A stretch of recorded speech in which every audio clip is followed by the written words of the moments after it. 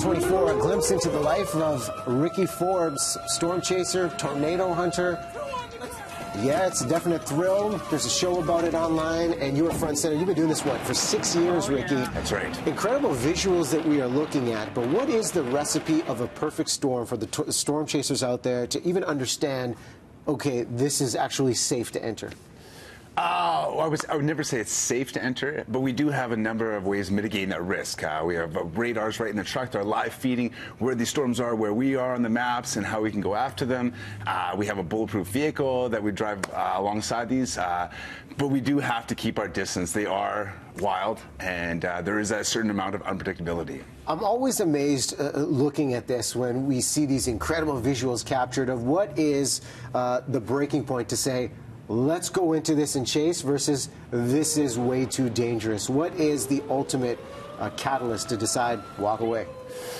You know what? The larger they get, the more distance you absolutely should be giving them. But even the small ones can be very dangerous. So it's very much it's in the moment, and trying to understand how much damage it is doing and how close we can get. The thrill of going into something like this. What's the big rush for you? You know what? It's the photography and the videography, and it's out there being able to warn the public that these storms are coming their way. We do lots of prevention, so we're calling in these storms, letting the areas know ahead that these storms are coming their way so they can get out of the path. But capturing the photos and videos and getting to share this with the world, it's amazing. And you know, there are elements that you can learn. What do you take in terms of supplies if you're going into something like this to be prepared to, one, learn, two, inform, but three, make sure you're safe?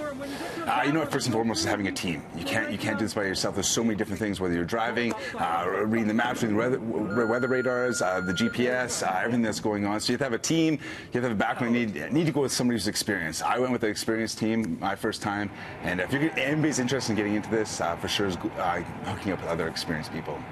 Scariest situation you've ever been in? Scariest situation I've ever been in? You know, that'd be May 31st, 2013, El Reno, Oklahoma, right in the heart of Tornado Alley. We were down there, and we got on the edge of a tornado, and it took a turn that we didn't see coming. And we got caught on the edge of this tornado, and it turned out actually to be the world's largest tornado on record. And it ended up being over 4 kilometers wide, and we were on the edge of this tornado for just over 45 seconds, and it was chaos. It was terrifying. But we put our vehicle in the ditch. I'm the driver for the team, so I put our vehicle in the ditch and drove as quickly as we could out of this storm. But everything you can imagine, things flying around above us, farm machinery, hay bales, all sorts of stuff as we were trying to get out of this storm. Insane, and that didn't sway you to continue on? Absolutely it did.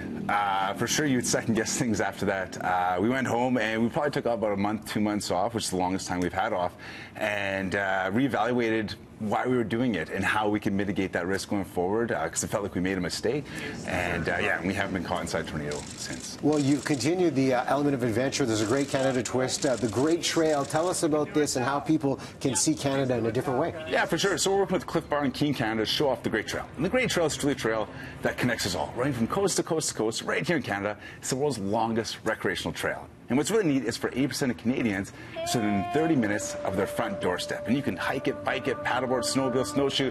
There's something for everybody. So we're out there right now trying to show off those certain aspects of the Great Trail in Western Canada, traveling from Saskatoon out here to Vancouver and then to Whistler. What are you checking out here on the West Coast, specific spots?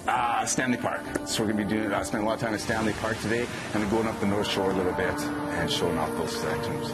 Well, thegreattrail.ca, that's the website to find out more about the trail for you to get involved in. Kudos to you for the courage. If I saw a tornado, I'd be running the other way, but you found some interesting stuff with the show as well. Thanks so much, Ricky. Yeah, I think Fabrios. All right, we'll take a break.